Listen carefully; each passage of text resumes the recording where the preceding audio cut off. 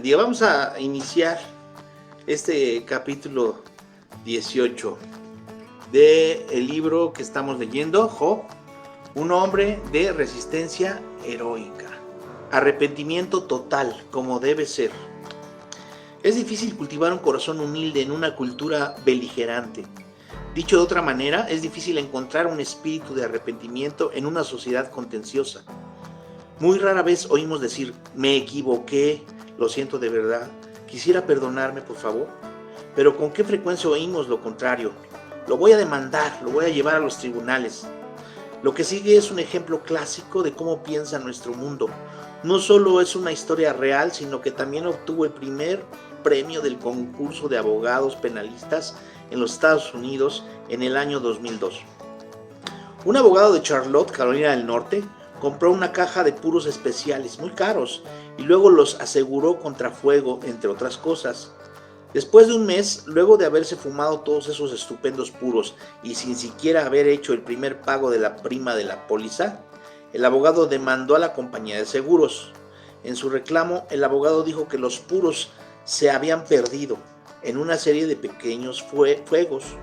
La aseguradora se negó a pagar, citando la razón obvia: sencillamente el hombre había consumido los puros de la manera normal. El abogado demandó y ganó. Al pronunciar la decisión, el juez estuvo de acuerdo con la compañía de seguros en que el reclamo era fútil. Sin embargo, el juez dijo que en la póliza que la compañía emitió al abogado garantizaba que los puros eran asegurables y también garantizaba cobertura contra fuegos, sin definir lo que consideraba como fuego aceptable, y fue obligada a pagar la demanda. En vez de soportar un prolongado y costoso proceso de apelación, la compañía aceptó la decisión y pagó $15,000 al abogado por la pérdida de esos puros especiales que había perdido en los fuegos. Ahora la mejor parte. Después que el abogado cobró el cheque, la compañía lo hizo arrestar, acusándolo de 24 cargos de incendios premeditados, con el mismo reclamo que había hecho a la compañía y el testimonio del caso anterior utilizado contra él. El abogado fue declarado culpable de incendiar intencionalmente una propiedad asegurada y fue sentenciado a 24 meses de cárcel y a pagar una multa de $24,000. ¡Wow! Trate de enseñar a sus hijos la importancia de caminar humildemente con Dios, con historias como está dando vueltas en los medios. ¿Extraña entonces que las palabras "me arrepiento" se escuchen tan poco en estos días? Quizás fuese la razón por la que me estalló la cabeza cuando leí las palabras de Job. Me arrepiento en polvo y ceniza, Job 42:6. La paráfrasis de Eugene Peterson, The Message, el mensaje, ofrece las expresiones verbales que Job probablemente tuvo en mente. Lo siento, perdóname, no lo volveré a hacer eso otra vez, lo prometo. Nunca más me alimentaré con mendrugos de rumores, con migajas de habladurías. Si usted revisa el contexto en el cual Job hizo esa declaración de arrepentimiento a Dios, encontrará que para él nada ha cambiado todavía. Sigue todavía arruinado, sigue sin hijos, sigue cubierto de llagas malignas y sus 3 censores santurrones, es decir, 4 que están con él, siguen molestos, aún convencidos de que Job está recibiendo lo que se merece. Eso hace que la actitud de Job sea tan auténtica. Habría sido mucho más fácil postrarse delante de Dios con absoluta sumisión. Y si ya tuviera curado y aliviado de su dolor, y si esos 4 críticos hubieran sido puestos en su sitio. Pero sin que nada de eso haya cambiado, Job se hinca delante de su Señor y dice, dando un suspiro: me retracto, me arrepiento. Eso sin duda es arrepentimiento absoluto, como debe ser. John Hartley, en su libro The Book of Job, Nuevo Comentario Internacional del Antiguo Testamento, acierta en cuanto a la esencia de la humilde respuesta de Job. Job se humilla y se retracta, confesando que él no es mejor que el polvo y las cenizas en que está sentado. Job ha llegado a una evaluación sincera de sí mismo delante del Dios Santo. Renuncia a todo falso orgullo y reconoce que Dios ha sido justo al permitirle a él, el más noble de los jeques, ser humillado de tal manera que tuvo que ir a sentarse en el basurero que estaba fuera de la ciudad. La palabra retractarse, niham, significa volverse de un curso de acción planificado y tomar uno nuevo. Implica la resolución más firme de cambiar de dirección, no una actitud de remordimiento. Es una acción afirmativa basada en la convicción. Al retractarse, Job rinde a Dios el último vestigio de su justicia propia, es decir, retira su declaración de inocencia. Estamos viendo en Job la personificación de un corazón contrito y humillado. Hablando de esto, consideremos las palabras de David después del sufrimiento que experimentó como consecuencia de su adulterio con Betsabé. En su quebrantamiento, que fue seguido luego por el arrepentimiento, David escribió un salmo al tener conciencia de su acción pecaminosa, un salmo que encontró su lugar en la Biblia. Hoy lo conocemos como el Salmo 51. Contiene los sentimientos de David en cuanto a su arrepentimiento. Comienza diciendo: ten piedad de mí, oh Dios, conforme a tu misericordia. Por tu abundante compasión, borra mis rebeliones. Lávame más y más de mi maldad y límpiame de mi pecado, porque yo reconozco mis rebeliones y mi pecado está siempre delante de mí. Contra ti solo he pecado y he hecho lo malo ante tus ojos. Seas tú reconocido justo en tu palabra y tenido por puro en tu juicio. Este Salmo 51 no oculta sus transgresiones, no culpa a los demás, es una confesión sincera que fluye de su corazón arrepentido. Al hablar de eso le pide al Señor, Salmo 51:10, crea en mí, oh Dios, un corazón puro y renueva un espíritu firme dentro de mí. David no espera que la gente que lo rodea lo entienda, ni que se compadezca de él. Se responsabiliza del todo por sus acciones. Está arreglando todas sus cuentas con Dios, que es como comienza el verdadero arrepentimiento. Las palabras de David nos ofrecen una reflexión útil en cuanto al verdadero arrepentimiento. Salmo 51:17. Los sacrificios de Dios son el espíritu quebrantado. Al corazón contrito y humillado no desprecias tú, oh Dios. Observe bien, el arrepentimiento proporciona dos sacrificios que complacen a Dios: un espíritu quebrantado y un corazón contrito. Dele vueltas a estas palabras en su mente. Cuando yo lo hice, encontré 5 características de un espíritu quebrantado y un corazón contrito. Primero, un corazón contrito no alimenta resentimientos. Un corazón contrito nunca dice: si no hubiera sido por lo que ella, o si él no hubiera hecho, o porque fui criado así. No, un espíritu quebrantado no culpa a nadie. Segundo, un corazón contrito no hace exigencias, no obliga a nadie a hacer nada. Las respuestas de los demás no son parte de nuestros propósitos cuando estamos verdaderamente arrepentidos.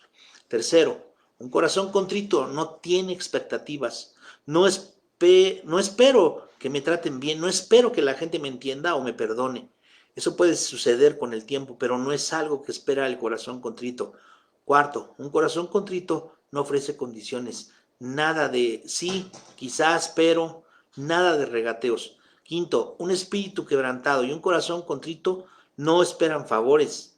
No espero como resultado que los demás me traten con misericordia. Yo estoy solo delante de mi Dios. Al arrepentirme estoy reconociendo la pecaminosidad de mis acciones, actitudes y palabras, sin esperar el aplauso ni la comprensión de los demás. Cuando estas cosas se producen en el verdadero arrepentimiento, no hay razones para la amargura. Título: ¿Qué motivó tal arrepentimiento? Volvamos ahora al relato bíblico y veamos si podemos encontrar lo que motivó ese espíritu de arrepentimiento en Job. Vamos a descubrir que Dios logró toda la atención de Job. Es como si el Señor hubiera puesto su mano poderosa sobre los hombros de Job y lo hubiera mirado a los ojos. Esto es seguido por 2 ejemplos inolvidables que comunican un mensaje que Job nunca olvidará. Las manos de Dios sobre los hombros de Job. Antes de ver la base bíblica de mi imagen verbal, permítame mencionar algo que todos hemos experimentado como padres. Lo que voy a decir puede que no sea convencionalmente correcto, pero es la verdad. Los padres saben que es verdad. A veces, nada funciona mejor con nuestros hijos que ponerles las manos sobre los hombros y hablarles con firmeza mirándolos a los ojos. Irritados por sus palabras, actitudes o faltas, ponemos ambas manos sobre sus hombros y les hablamos despacio y firmemente. Durante esos breves momentos les decimos: tienes que enderezarte, o mira bien lo que dices, o cambia esa actitud negativa. Es increíble lo bien que eso funciona. En forma parecida estoy diciendo aquí, el Señor agarra a Job por los hombros y le da un buen regaño. ¿Qué es lo que le dice a su siervo? Algo así como: Job, escúchame, yo soy Dios, tú eres mi siervo, yo soy tu autoridad, yo soy quien manda. Yo soy el alfarero, tú eres el barro, ¿recuerdas? Yo te estoy moldeando y dándote forma y te voy a moldear. Es importante que lo entiendas bien, Job, porque tú no estás a mi nivel, tú eres mi siervo, tú no eres Dios. El Señor le está diciendo a su siervo las cosas como son. Es obvio que Job no puede hacer nada de lo anterior. Comparado con el Señor Dios, nunca podría mostrar su pasta. Fracasaría siendo papilla a los impíos. Volvamos a la intervención de Dios por un momento. Si ponemos todo esto en un ambiente familiar moderno, es como si Dios le dijera: déjame aclararte bien algo, hijo. Como padre, yo soy quien sostiene esta casa. Si eres tú quien manda y quien provee, entonces ve a donde yo trabajo y trabaja allí. Tendrás que enfrentar las presiones que yo enfrento y tomar las decisiones que yo tomo. Tendrás que ocuparte de la hipoteca de la casa. Entonces tendrás el liderazgo de la familia. Serás tú quien haga los planes y te asegurarás de que todos se lleven a cabo correctamente. Ahora te pregunto, ¿podrás hacer todo esto? Obviamente el hijo dirá: no, señor, no puedo hacer todo esto. Tienes razón, hijo, porque tú no eres el papá. Eso significa que estás por debajo de mí. Ahora déjame asegurarte que te amaré siempre, pero no mandarás en esta casa. Ese papel me corresponde a mí. ¿Lo entendiste? Job está comenzando a entenderlo, pero a veces los hijos necesitan ejemplos para ayudarlos a entender el mensaje. Por tanto, Dios le da a Job un par de ilustraciones inolvidables. Dios menciona dos animales poderosos. Algo me hace pensar que Job amaba realmente al mundo animal y que quizás era un estudiante serio de la naturaleza. Sabiendo esto, el Señor escogió a un par de animales. Primero el Behemoth, luego el Leviatán. Ahora bien, ¿por qué Dios escogió estos animales? Deténgase y piense. Estos dos animales están a la cabeza de la cadena alimenticia. Deténgase y piense. Ninguno de ellos se deja amedrentar. Ambos pueden cuidar de sí mismos en la naturaleza. La mayoría de los animales se inclinan ante ellos y si no lo hacen pagarán un precio terrible, generalmente con sus vidas. El behemoth representa al hipopótamo. Entiendo que esta enorme criatura es mucho más peligrosa y destructora que la mayoría de nosotros creemos. El leviatán es la palabra antigua con la que se conoce al cocodrilo. Hablaremos del leviatán dentro de poco, pero antes de que hablemos de ellos, entendamos que ambos animales, aunque a nosotros nos resulten amedrentadores, fueron hechos por Dios. Por ser así, están subordinados a su creador todo el tiempo. Ellos tienen la naturaleza y los instintos que Él les dio y hacen las cosas que Dios creó para ellos. ¿Cuál es el mensaje implícito en todo esto? Que si no puedes manejar a estas criaturas, es obvio que no estás a mi nivel. Y sí, de hecho, les temes, perdón. Y sí, de hecho, les temes. Entonces no puedes calificar como su hacedor. Consideremos primero al hipopótamo como un poco más de detalle. He allí el behemoth, al cual yo hice junto contigo. Come hierba como el buey. Job 40:15. Observe las primeras palabras. Ambos son criaturas, pero muy diferentes. El animal camina sobre cuatro patas. Tú caminas erecto sobre dos piernas. Él come hierba y otro tipo de vegetación, como el buey. Esa no es tu dieta. Luego menciona fortaleza de este enorme animal. Job 40:16 al 18 dice: he aquí que su fuerza está en sus lomos y su vigor en los músculos de su vientre. Pone su cola tensa como un cedro y los nervios de sus muslos están entretejidos. Sus huesos son como tubos de bronce y su osamenta como barras de hierro. Estas expresivas palabras significan probablemente que el behemoth es el principal o el más poderoso de los animales. Los demás animales, cuando lo ven, se apartan de él. Dios lo ha colocado a la cabeza en el reino animal en cuanto a autoridad. En la antigüedad, para capturar o matar a una de estas gigantescas criaturas, uno tenía que perforarle la nariz o taponearla eh, para que el animal tuviera que abrir la boca para respirar. En ese momento el cazador le arrojaba una lanza en la garganta y lo mataba. Qué extraordinario sería eso. Job está escuchando y está entendiendo. Aún una especie animal es suficiente para hacerte retroceder, Job. Tú no puedes competir con algo tan poderoso. Y si yo, el Señor, soy lo suficientemente poderoso como para crear y someter a una criatura tan fuerte y amedrentadora, merezco tu confianza, tu sumisión y tu obediencia. Mientras Job comienza a captar todo esto, el Señor pasa rápidamente a hablar de Leviatán. Job 41:1. ¿Sacarás tú a Leviatán con anzuelo? ¿Sujetarás con una cuerda su lengua? A quienes nos gusta pescar, por lo general escogemos el tamaño del anzuelo de acuerdo con el tamaño de la boca del pez que esperamos atrapar. Un anzuelo más grande para un pez más grande, un anzuelo más pequeño obviamente para una boca a un pez más pequeño. En vista de eso, puedes sacar a un leviatán o cocodrilo con una caña de pescar. Esta criatura es fortísima. Observe todas las formas verbales futuras. Job 41, 2 y 3. ¿Pondrás soga de juncos en sus narices? ¿Horadarás con gancho su quijada? ¿Acaso te colmará de ruegos? ¿Te librará con palabras suaves? Literalmente todas estas son imágenes verbales absurdas. ¿Dirá esa bestia cosas suaves y tiernas? ¿Alguna vez un cocodrilo levantó la vista hacia ti para susurrarte palabritas suaves y hacerte amorosos comentarios? Aquí hay un poco de humor divino. Dios sigue hablando y exagerando las imágenes. Job 41, 4 y 5. ¿Hará un trato contigo para que lo tomes por siervo perpetuo? ¿Jugarás con él como un pájaro? ¿Lo atarás para tus niñas? No, ¿no es esto chistoso? Dice. ¿No es esto chistoso? La idea es ponerle un collar para que sus hijas lo disfruten como una mascota y lo lleven a la escuela. Imagine la escena de un encantador cocodrilo de 2,5 metros jugando con ellas. La idea nos hace reír. Esa es la intención, es algo ridículo, totalmente absurdo. El Señor sigue diciendo más cosas hasta que finalmente llega al clímax del ejemplo y dice, Job 41:32, tras de sí hace resplandecer un sendero como si el océano tuviera blanca cabellera. El punto del Señor es claro. Solo yo controlo a esta bestia del pantano, Job. Sin embargo, me doy cuenta de que cuando me refiero al cocodrilo como un animal al que hay que temer, estoy yendo en contra de lo que he visto en la televisión. Me refiero a ese peculiar hombre de Australia, ese que tiene un cerebro muy pequeño, que nada con estos animales y piensa que son las más maravillosas criaturas inimaginables. Usted ha visto sus programas, a mí me hacen estremecer. Sale de noche en su pequeño bote de remos, bordea el pantano y dice con una gran sonrisa, he vivido toda mi vida para este momento. Yo me pongo a pensar, estás viviendo tu último ahora. Tonto.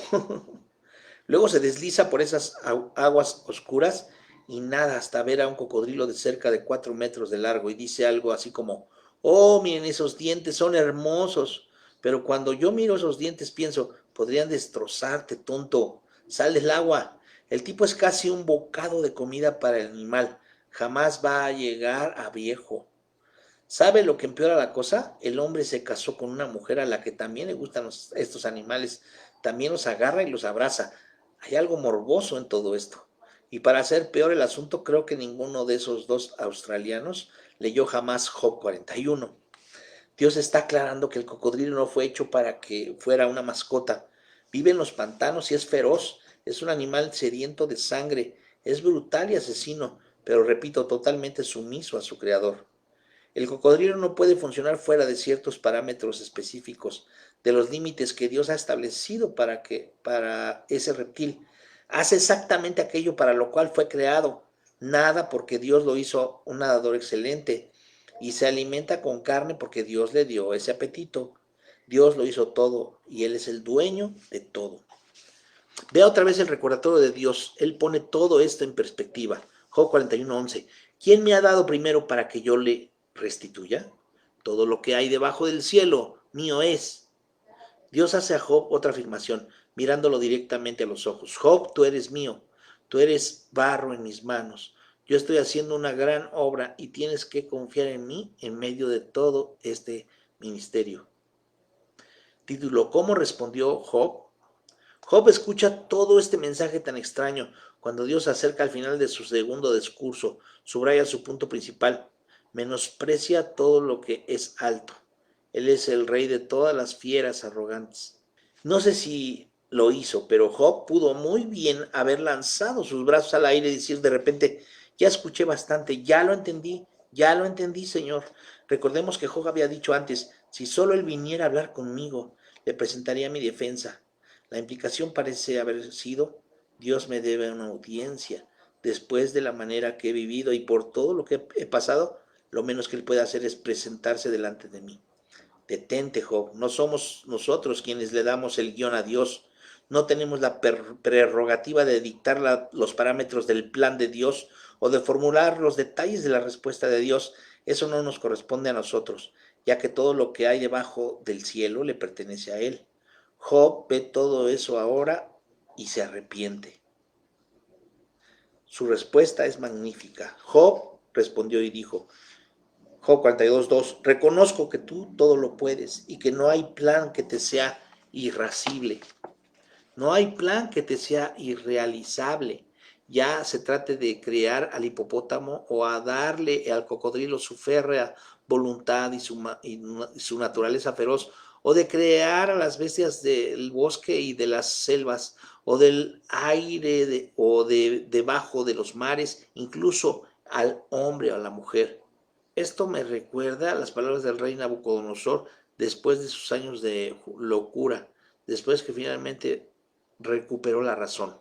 Daniel 4:75. Todos los habitantes de la tierra son considerados como nada. Él hace según su voluntad con el ejército del cielo y con los habitantes de la tierra. No hay quien detenga su mano ni quien le diga, ¿qué haces? Eso es verdaderamente su misión. Oh Dios, puedo ser un rey en esta tierra, pero reconozco tu autoridad soberana. Ni siquiera respiraría si tú no me das el aliento. No puedo moverme si tú no les das esa capacidad a mis músculos, mis huesos y mis nervios. Los cielos y la tierra son tuyos. Eres el dueño de todo, y nada de lo que es tuyo puede ser frustrado. Esa fue la actitud de Job.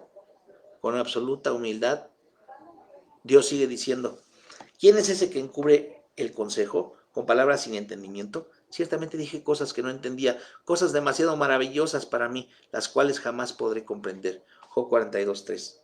He llegado al límite de mi entendimiento y no tengo nada más que decir. Toda mi vida te pertenece a ti, oh Dios. A ti te corresponde aclarar el misterio, rastrear el laberinto, manejar lo profundo, saber las razones que hay detrás de los inexplicables acontecimientos de mi vida. Totalmente rendido, Job da un paso atrás y se postra. Esta es la manera que esta es la manera que tiene Job de reconocer su incapacidad de comprender el porqué, sin discutir más y sin albergar ninguna amargura. Nada de cómo te atreviste a hacerme esto. ¿Qué es lo que vemos en Job? Un espíritu contrito y quebrantado. Job 42:5. De oídas había oído de ti, pero ahora mis ojos te ven. Por tanto me retracto y me arrepiento en polvo y ceniza. Si alguna vez hubo un rasgo de orgullo o rebeldía en su corazón, eso ya se había ido para siempre. Cintia y yo somos amigos de una maravillosa familia cristiana, formada por un papá, una mamá y 3 hijos varones. El hijo mayor tenía grandes dotes intelectuales y musicales. Además de ser un excelente joven ilustrado, era un magnífico violinista. Cuando él comenzó la escuela secundaria, su padre tuvo problemas con el espíritu rebelde del joven. Cuando tenemos hijos talentosos, les damos mucha libertad y somos poco severos con ellos. Por eso el espíritu independiente del joven se vio acompañado por un rasgo de soberbia. Después de graduarse de la secundaria, el joven escogió una prestigiosa universidad, muy cara, pero una universidad excelente, reconocida por su profesorado. Su padre, un médico, corrió con todos los gastos y el joven comenzó su primer año de estudios a muchos kilómetros lejos de casa. No pasó mucho tiempo sin que el muchacho se mezclara con gente ruda. Continuó con sus estudios de música, tocaba violín en la orquesta de la universidad, iba bien académicamente, pero pero estando allí cultivó un espíritu aún más rebelde y arrogante. Después de terminar su primer año, volvió a casa, trayendo consigo su orgullosa independencia. Al poco tiempo del inicio de sus vacaciones, sus padres y sus 2 hermanos menores se dieron cuenta de que tenían a un verdadero diablo viviendo bajo su mismo techo. Los conflictos aumentaron.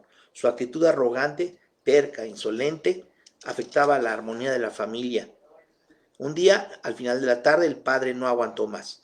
Llamó al joven a su estudio, cerró la puerta, le mostró una silla grande de cuero y le dijo con firmeza: siéntate.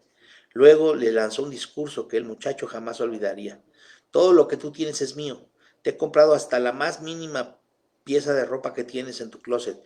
El automóvil que tienes en el garage es mío, yo lo pagué. El dinero que tienes en tus bolsillos salió de mi cuenta, así que quiero que vacíes tus bolsillos y tu cartera sobre mi escritorio. Deja en esta casa todo lo que es mío. Quiero que te vayas. Deja toda la ropa que tienes. Dame las llaves de tu auto y a propósito, deja también tu violín. También yo te compré ese instrumento. Deja todo lo que has estado usando y que ahora te estoy reclamando. Con los zapatos, pero con nada más. Ah, puedes quedarte con la ropa que tienes puesta y también con los zapatos, pero con nada más. Allí está la puerta. Vete ya. Cuando decidas cambiar de actitud y regresas a esta casa como un miembro de la familia, con un espíritu cooperador y obediente, debes saber que te aceptaremos y te daremos la bienvenida como parte de nuestra familia, pero no antes. Te amo y siempre te amaré, pero ya no eres el muchacho que criamos y esto no lo aguanto ni un minuto más. El padre me dijo, después que el muchacho se puso de pie, puso todo su dinero sobre el escritorio, caminó hasta la puerta y dejó todo sin decir una palabra. Orgullosamente se dirigió hasta la acera del frente, giró a la izquierda y caminó unas 3 cuadras. El padre añadió luego: entre la puerta delantera de nuestra casa y las 3 cuadras de distancia, recibió toda una educación en humanidad. Dijo que el joven se detuvo y se quedó inmóvil, con las manos en los bolsillos vacíos, pensándolo todo mientras caía la noche. Pensó en lo que tendría que enfrentar, en la vida de la calle que no conocía en absoluto, en todo lo que estaba dejando, en fin, en todas las cosas de su casa que necesitaba y anhelaba. Recordó la fuerte reprimenda de su padre y también en su promesa de aceptarlo de regreso si lo hacía con una actitud de arrepentimiento. Cuando ya casi oscurecía, dio una vuelta y regresó a casa con la cabeza inclinada y tocó la puerta. El padre abrió mientras su madre estaba parada cerca y los otros muchachos detrás de ella. Entonces dijo: estaba equivocado, lo siento. Me he dado cuenta de que los necesito y quiero que sepan todos que lo siento. Les amo. Todos se acercaron y lo abrazaron. Probablemente los hermanos habían estado pensando: ¿quién se va a quedar con su cuarto? Usted sabe cómo son los hermanos, pero sí recuerdo bien la historia. Esa misma noche tuvieron toda una gran cena y hubo mucha alegría. Su arrepentimiento lo había cambiado todo. ¿Sabe usted lo que Job entendió finalmente? Que todo es de Dios, no nuestro. Job lo entendió. ¿Qué significa eso? Significa que el propósito de Dios se está desarrollando y no podré impedirlo. El plan de Dios es increíble y no lo comprenderé todo. La reprensión de Dios es confiable y no me atreveré a ignorarla. La voluntad de Dios es la mejor y no deberé resistirla. ¿No ha aprendido usted estas cosas todavía? ¿Ha comprendido que su negocio, su familia y todo lo que dice ser suyo le pertenece a Dios? Cada privilegio de que usted disfruta es dado por su gracia. Todo esto es inmerecido. Job lo entendió todo eso, pero la pregunta es: ¿lo ha entendido usted? Es triste, pero muchos no lo entienden hasta que se enfrentan con situaciones imposibles. Es que Dios tiene la manera de enderezar a sus hijos. Qué agradable puede ser una vida de sumisión a Dios. Es hermoso contemplar la combinación: una persona valiente, rendida y humillada, con un espíritu contrito y quebrantado, sin resentimientos, demandas, expectativas, condiciones que no espera favores y plenamente arrepentido delante del Señor Dios. ¿Cuál es el maravilloso resultado? Que el Señor comenzará a usarnos de maneras increíbles. ¿Por qué razón? Porque el mundo no ve con mucha frecuencia esa singular combinación. Job finalmente ve a Dios como lo que es y se arrepiente totalmente. El resultado es una bendición tras otra. Como veremos pronto, en realidad va a recibir doble bendición sobre doble bendición. Una vez que Dios colocó sus poderosas manos sobre los hombros de Job, este finalmente lo entendió todo. ¿Está tratando alguien de captar su atención en estos días? ha decidido que ya es suficiente y que no va a aguantar más, ha andado ya unas 3 cuadras. Antes de que le dé un paso más, deténgase y piense. Aprenda una lección de quien fue un rebelde estudiante de primer año, de media vuelta y vuelta a casa. Muy bien, pues hasta aquí el capítulo 18 de este libro. Que Dios les bendiga.